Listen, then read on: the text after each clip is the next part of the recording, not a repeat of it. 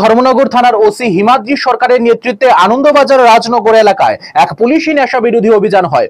এই অভিযানে 20 থেকে 25টি সারিবদ্ধ অবস্থায় অবৈধ দেশি মদের কারখানা গুড়িয়ে দেয় পুলিশ টিএসআর বাহিনী। সত্যেন্দ্র শুক্রবৈদ্য ওরফে সত্য নামে একজন লোক এই অবৈধ দেশীয় মদের ঠিকাদার বলে জানা যায়। এলাকা থেকে বিভিন্ন এলাকায় তল্লাশি করে প্রায় 200 লিটার অবৈধ মদ বাজেয়াপ্ত করে ধর্মনগর থানার পুলিশ অভিযানের আজ পেয়ে অবৈধ দেশি মদের কারখানার মালিকগণ সবাই পালিয়ে যায়, তাই কাউকে গ্রেফতার করা সম্ভব হয়নি পুলিশের পক্ষে।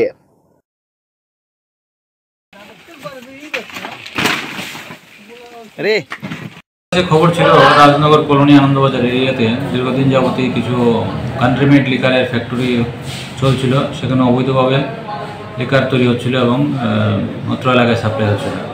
তো সেই খবরের ভিত্তিতে আমরা আজকে রাজনগর কলোনি এলাকায় আনন্দবাজার এলাকায় অভিযান করি এবং প্রায় 20-25টা আমরা অবৈধ মদের ফ্যাক্টরি আমরা ধ্বংস করি। তাছাড়া আমরা এখান থেকে প্রায় 200 লিটারের মতো অনেক কান্ট্রিমেড লিকার ডিস্ট্রয় করেছি। স্যার, কাউকে আটক করতে পারছেন কি না? পুলিশের আজ দেখে তারা সবাই পালিয়ে গেছে এবং কিছু নাম আমরা নিয়েছি যারা এই অবৈধ কাজগুলির সঙ্গে যুক্ত। আমরা তাদের বিরুদ্ধে যথাযথ আইনানুগ ব্যবস্থা নেব।